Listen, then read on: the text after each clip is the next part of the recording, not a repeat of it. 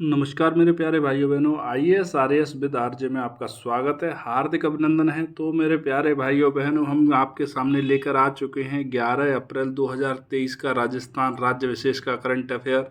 मतलब ये सर कि 10 अप्रैल को रात में 10 बजे तक 12 बजे तक जो भी करंट अफेयर के ऐसी घटनाएं घटित हुई जो कि आपके सिलेबस के अकॉर्डिंग हैं या फिर आपके लिए किसी भी तरह से यूजफुल हो सकती हैं, उनको एक जगह पर समाहित करके हम आपके लिए लेकर आ चुके हैं। तो दोस्तों, वही पुरानी बात फिर से कि आप पीडीएफ ले लीजिए जाके। पीडीएफ के लिए आपको क्या करना पड़ेगा? पीडीएफ के लिए सर वही करना पड़ेगा, टेलीग्राम चैनल ज्वाइन करना पड़ेगा। टेलीग्राम चैनल का नाम क्या है सर? तो वो है आईएएस आरएएस विद आरजे। ये टेलीग्राम चैनल है दोस्तों। इस पर जाओ और इसको ज्वाइन कर लो और पीडीएफ ले लो। ठीक है, दिमाग भरने की कोशिश करो, कॉपियों को छोड़ो। ठीक है, मतलब छोड़ने का मतलब ये नहीं है कॉपियाँ छोड़ दो, मेरा मतलब ये है अननेसेसरी जहाँ लिखना हो वहाँ छोड़ दो। आप आंसर राइटिंग खूब सारी करो अगर आरएएस बनना है तो। ठीक है, तो दोस्तों बिना इधर उधर की बातें किए हम आते हैं आपके टॉपिक पर। जो आज का पहला न्यूज आर्टिकल है उसकी डिस्कशन कर लेते हैं। तो पहला न्यूज जो आर्टिकल है वो है आपका, वो है एरिया डोमिनेशन एंड जो है रेड एंड सर्च अभियान। इसका मतलब ये है किसी भी एरिया में जाओ, वहाँ डोमिनेट करो। डोमिनेट का मतलब घेराव कर लो, रेड मारो, सर्च करो और अपराधी को उठा लाओ। सीधा सीधा मतलब ये है इस अभियान का। ठीक है मेरे प्यारे भाइयों बहनों, तो इसके बारे में जान लेते हैं अपन। ऐसी कोई विशेष बात है नहीं इसके बारे में, बस ये है कि आपकी जानने के लिए ज़रूरी था किसके द्वारा चलाया जा रहा है, क्यों चलाया जा रहा है, इसीलिए इसको बता दिया गया। तो राजस्थान पुलिस का ध्येय वाक्य है एक, आपने सब जाना हुआ, आमजन में विश्वास और अपराधियों में भय। लेकिन वो बात अलग है कि आमजन में भय और अपराधियों में विश्वास है कि हमारा कुछ नहीं होने वाला, हम तो बचेंगे ही बचेंगे। आमजन की बेचारे की लंका लग जाती है, पुलिस वाला रोक ले तो वो धमकी और देते हैं, ये केस लगा दूंगा, वो केस लगा दूंगा भाई। ठीक है, इसमें क्या होगा, जो रेंज महानिरीक्षक जो हैं वो स्वयं कंट्रोल रूम में क्या करेंगे, रहेंगे और कंट्रोल रूम को संभालेंगे। जो काम एक कांस्टेबल करता था, एक सब इंस्पेक्टर करता था, उसको खुद रेंज महानिरीक्षक संभाल रहे हैं। ये बहुत बड़ी बात होती है। जो भी हैं ये, उनको सैल्यूट है, क्योंकि क्या है कि रेंज महानिरीक्षक जैसे पद के लोग यदि इस तरह से काम करेंगे तो पूरा पुलिस महकमा सुधर जाएगा। राजनीति कुछ नहीं बिगाड़ पाएगी पुलिस महकमे का। ठीक है, इसमें क्या है, पुलिस अधीक्षक लेवल के जो लोग हैं वो स्वयं फील्ड में रहकर अभियान को समन्वित करेंगे, संचालित करेंगे। तो दोस्तों ये संचालित क्यों किया गया है इसको, जो है, तो दोस्तों इसके माध्यम से जो काम किया जाएगा वो किया जाएगा देश के, जो है इसके अंतर्गत क्या किया जाएगा, देश के बाहर जो अपराधी बैठे हैं, अपराध किया और भाग गए।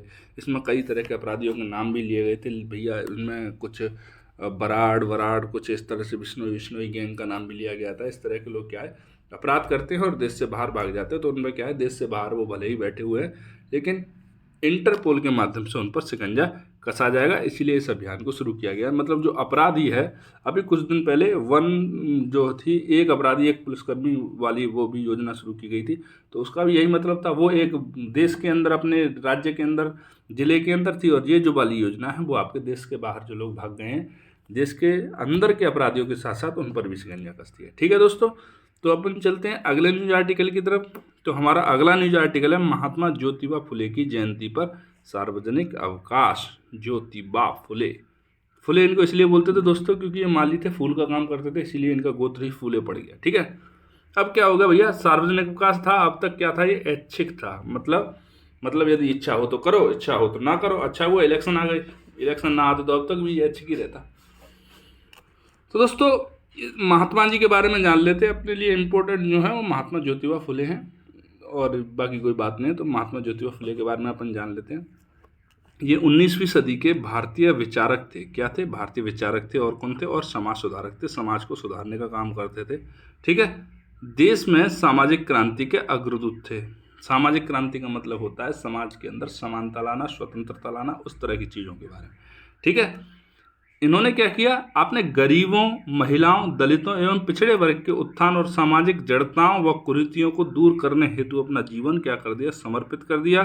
इनका जन्म जो था दोस्तों वो 11 अप्रैल 1827 को पुणे में हुआ था। कहाँ हुआ था? पुणे के अंदर 1827 में। ठीक, ये बाल विवाह विरोधी थे और विधवा विवाह के समर्थक थे उस समय पर। दोस्तों आपको लगता है कौन सी बड़ी बात होगी, बाल विवाह को रोक रहे हैं, विधवा विवाह का समर्थन कर रहे हैं। तो दोस्तों उस समय पर इस तरह के विचार लाना भी उसी तरह था जिस तरह से आज के समाज में किसी बच्चे का नंगा घूमना, बच्चा छोड़ो आप, किसी एडल्ट का नंगा घूमना, यदि कोई युवा आज की डेट में नंगा घूम रहा है, ठीक है, तो आपको बहुत ऑकवर्ड लगा। मैं तो कह रहा हूँ उससे भी बहुत ज़्यादा घिनौनी हरकत, मतलब इस समाज में जिस तरह से आज की डेट में इस तरह की हरकत को घिनौना माना जाता है, उस समय विधवा विवाह को उतना घिनौना माना जाता था। विधवा को विवाह तो मतलब ही पैदा नहीं होता, सवाल ही पैदा नहीं होता। और जो विधवा विवाह की वकालत करता था उसके भी चरित्र पे उंगलियां उठाई जाती थी, और बात करूं तो पीट पीट के मार देते थे, ये स्थिति थी। ठीक है, तो उन्होंने क्या किया, बाल विवाह विरोधी और विधवा विवाह के समर्थन में कार्य किया था। इन्होंने अपनी पत्नी थी सावित्रीबाई फुले के साथ मिलकर महिलाओं को शिक्षा का अधिकार दिलाने हेतु संघर्ष किया था। शिक्षा का अधिकार, राइट टू एजुकेशन, आज भी हम लोग लड़ रहे हैं। बताइए वो लोग कितने मतलब अपने समय से कितना आगे होंगे, जिनको ये पता होगा कि भविष्य में शिक्षा का क्या महत्व हो सकता है। तो इसके लिए सबसे पहले तो उन्होंने अपनी पत्नी को पढ़ाया था, ठीक है, और फिर उनको शिक्षा का अधिकार दिलाने के लिए क्या किया, संघर्ष किया था महिलाओं को। ठीक है मेरे भाइयों बहनों, सावित्रीबाई फुले जी ने क्या किया था, 1848 में दोनों ने ही पत्नियों ने, दंपत्ति ने पुणे में लड़कियों के लिए देश का पहला महिला स्कूल खोला था। क्या खोला था, देश का पहला महिला स्कूल। और देश की पहली शिक्षिका होने का गौरव किसको प्राप्त है, सावित्रीबाई फुले जी को। ठीक है, देश की पहली शिक्षिका, ठीक, मतलब उनसे पहले कभी किसी लड़की ने एजुकेशन ली ही नहीं थी।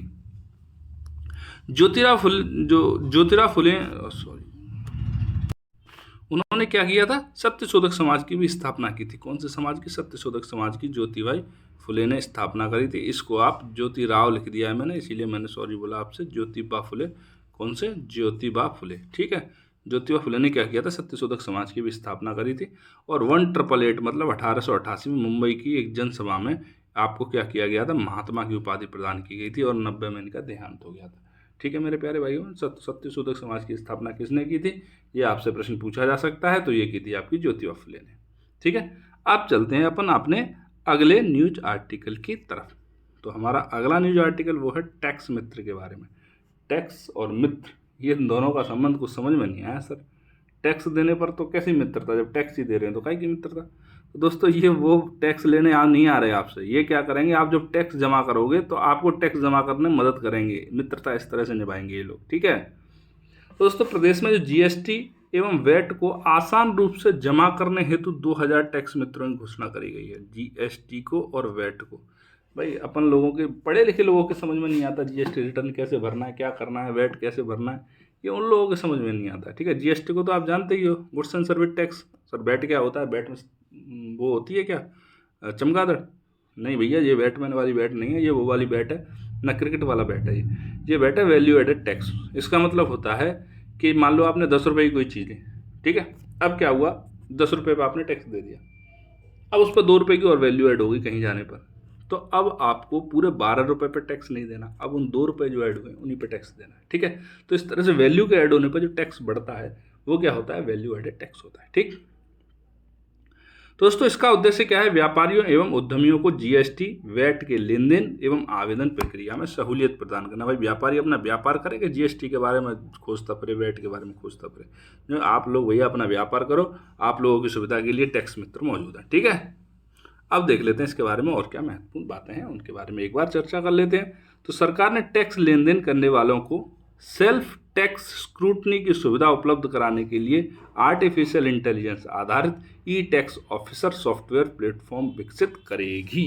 ठीक है, और क्या महत्वपूर्ण बिंदु है भैया, कि भैया जो सेल्फ टैक्स स्क्रूटनी है उसकी सुविधा उपलब्ध कराने के लिए एआई आर्टिफिशियल इंटेलिजेंस आधारित पर ई टैक्स ऑफिसर सॉफ्टवेयर प्लेटफॉर्म, मतलब ये ई टैक्स ऑफिसर क्या होगा, ये आपके घर फिजिकली नहीं आएगा, ये क्या है, एक सॉफ्टवेयर है, ये है अफसर, ई टैक्स ऑफिसर सॉफ्टवेयर प्लेटफॉर्म, ये इसका नाम है। ठीक है मेरे प्यारे भाइयों बहनों, टैक्स मित्र के लिए न्यूनतम शैक्षणिक योग्यता जो है वो आपकी स्नातक मतलब ग्रेजुएट होनी चाहिए, लेकिन जो सीएस लोग वाले लोग होंगे, आईसीडब्ल्यू वाले लोग होंगे, उस चीज़ की पढ़ाई कर चुके होंगे, जो अनुभवी लोग होंगे उनको पहले प्राथमिकता दी जाएगी। मतलब जो ग्रेजुएट है वो तो भैया भूल ही जाओ, वो अपने रीट की तैयारी करवा के। ठीक है, रीट ही राजस्थान की राष्ट्रीय परीक्षा है, अगर राजस्थान देश होता तो इसकी राष्ट्रीय परीक्षा घोषित हो चुकी होती रीट अब तक। ठीक है, इसकी आयु सीमा है 40 वर्ष। टैक्स मित्र निःशुल्क सेवाएं देंगे। ठीक, शुल्क का निर्धारण राज्य सरकार के हाथ में होगा। मतलब यह है टैक्स मित्रों को क्या मिलेगा, गवर्नमेंट की तरफ से सैलरी मिलेगी, वो आप लोगों से कुछ नहीं ले सकते। वो बात अलग है कि वो ऐसा काम करके देंगे आपको कि बार बार चक्कर मारते रहो, 100 रुपये देने पर काम हो जाएगा फटाफट 1 घंटे के अंदर। ठीक है, अब चलते हैं अपन थोड़ा और आगे। तो दोस्तों डूंगरपुर में क्या है, बाल विवाह की रोकथाम के लिए नियंत्रण कक्ष स्थापित किया गया है। ठीक है, क्या किया गया है, डूंगरपुर के अंदर बाल विवाह के रोकथाम के लिए नियंत्रण कक्ष स्थापित किया गया है। ठीक, वैसे ये अपने किसी मतलब की बात है नहीं, अपने एग्जाम के लिए बहुत ज़्यादा इंपॉर्टेंट है नहीं, तो सर फिर क्यों ले आए आप? भैया बच्चे कहते हैं कि आप पूरी चीज़ें नहीं लेके आते, तो मार्केट में कंपटीशन के लिए लाना पड़ता है। ठीक, डूंगरपुर में बाल विवाहों की रोकथाम के लिए क्या किया गया, नियंत्रण कक्ष स्थापित किया गया। आदिवासी बहुल क्षेत्र में अक्षय तृतीया मतलब आखतीज बोलते हैं, पीपल पूर्णिमा और अन्य विशेष सावों पर क्या होता है, बाल विवाह कर दिए जाते हैं कि भैया ये अनसूच तो साहब हो, जहाँ पे कोई को ब्याह ना है रवा को ब्याह करा दो। कई तो ऐसे ऐसे आते हैं इनका ब्याह नहीं मिल रहा कहीं पर भी, मांगलिक मांगलिक पता नहीं कौन कौन से दोष हैं, लेकिन एक सावा ऐसा आएगा कि जहाँ में सबके सबको ब्याह है जागो, लूले लंगड़े कांड़े मेढ़े सबको है जागो। सॉरी वो अब मेरा लूले लंगड़े कांडे मेढ़े से कहने का मतलब फिजिकली नहीं था, मेरा कहने का मतलब जो अकल से बिल्कुल अकल का दुश्मन है, अकल से लंगड़ा है, एक अकल से गंधा है, मैं उन लोगों की बात कर रहा हूँ। ठीक है मेरे प्यारे भाई बहनों, हाँ आप अदरवाइज मत लेना प्लीज़। तो जिला मुख्यालय पर क्या होगा, नियंत्रण कक्ष स्थापित होगा। इसका फ़ोन नंबर ये है, आपको याद करने की कोई ज़रूरत नहीं है। यदि आपको किसी की शिकायत करनी हो तो आप ज़रूर इसको याद कर सकते हैं। ठीक है मेरे प्यारे भाई बहन, अब अपन आते हैं अगले वाले न्यूज आर्टिकल की तरफ। अब राजस्थान हाउस का क्या होगा, नया भवन बनेगा। आप बोलोगे सर राजस्थान भी घर के अंदर रहता है क्या, राजस्थान हाउस बना दिया उसका? तो दोस्तों राजस्थान घर के अंदर नहीं रहता, लेकिन राजस्थान के लोग घर के अंदर रहते हैं। अब भैया मान लो अपने मुख्यमंत्री जी पहुंचे दिल्ली प्रधानमंत्री जी से मिलने के लिए, या फिर राहुल गांधी जी से मिलने के लिए, या किसी से भी मिलने के लिए हमारे, और इसी तरह के मंत्री महोदय पहुंचे, हमारे राज्यपाल जी गए, तो ऐसा थोड़ी है वो कहीं होटल का रूम लेके और होटल में चेक इन चेकआउट करते फिरेंगे, ऐसा नहीं है। तो क्या है सर, वहाँ पर एक बढ़िया सा बंगला होगा, वहाँ जाओ रुको, सब चीज़ की साजो सामान की सुविधा होगी, अपना काम करो बढ़िया से। अब वो बात अलग है, इतना होने के बावजूद भी ये सिर्फ घूमते फिरते हैं, काम नहीं करते। कहाँ बनेगा, पृथ्वीराज रोड पर नई दिल्ली में। स्वीकृति योजना के अनुसार राजस्थान सरकार का सरकारी गेस्ट हाउस भवन लगभग 750 वर्ग मीटर में बनेगा। ठीक है, इसके पुनर्निर्माण में प्रदेश की कलात्मक आर्किटेक्चर शैली का खूबसूरत तरीके से समन्वय किया जाएगा। मतलब यह है दिल्ली के सीने में राजस्थानी कला संस्कृति खड़ी होगी। अगली लाइन का मतलब वही है, राजस्थानी कला एवं संस्कृति की मिसाल है वो राष्ट्रीय राजधानी क्षेत्र में स्थापित होगी इससे। ठीक है मेरे प्यारे भाइयों बहनों, अब चलते हैं अपन अगले न्यूज आर्टिकल की तरफ। तो हमारा अगला न्यूज आर्टिकल जो है वो है आपका प्रबंधन प्रभावशीलता मूल्यांकन पे। किस पे है, प्रबंधन प्रभावशीलता मूल्यांकन। मतलब किसका प्रबंधन, किसकी प्रभावशीलता और किसका मूल्यांकन। तो दोस्तों ये जो है प्रबंधन प्रभावशीलता मूल्यांकन जो है उस संरक्षण के क्षेत्र में है। किसका संरक्षण, सर प्रकृति का संरक्षण। प्रकृति का क्या, पूरी का कर लोगे भैया, जीव जंतुओं का करो, प्रकृति का अपने आप हो जाएगा। ठीक है, तो ये किस मंत्रालय के अंतर्गत किया गया था प्रबंधन प्रभावशीलता मूल्यांकन, ये किया गया था पर्यावरण वन एवं जलवायु परिवर्तन मंत्रालय के अधीन किया गया था। ठीक है, यह प्रक्रिया जो है मतलब प्रबंधन प्रभावशीलता और मूल्यांकन की जो हमारी प्रक्रिया है वो कहाँ से अडॉप्ट किया हमने, वो किया IUCN के WCPA से। WCPA का मतलब होता है संरक्षित क्षेत्रों पर विश्व आयोग द्वारा। ठीक है, IUCN क्या मतलब, IUCN तो आप जानती हो, international union for conservation of nature. ठीक है, संरक्षित क्षेत्रों पर विश्व आयोग द्वारा क्या हुआ है, ये मतलब पूरी एक संस्था का नाम है, ये दो अलग अलग संस्था नहीं है, एक ही संस्था है। मतलब ये मेन संस्था है, इसका सब पार्ट ये है। ठीक है, इससे हमने अडॉप्ट किया, मतलब हम सबसे पहले यही करता था, यही विश्व के अंदर लेके आया था। इसके अंतर्गत 4 श्रेणियां में विभाजित किया जाता है किसी भी राज्य को, किसी भी क्षेत्र को।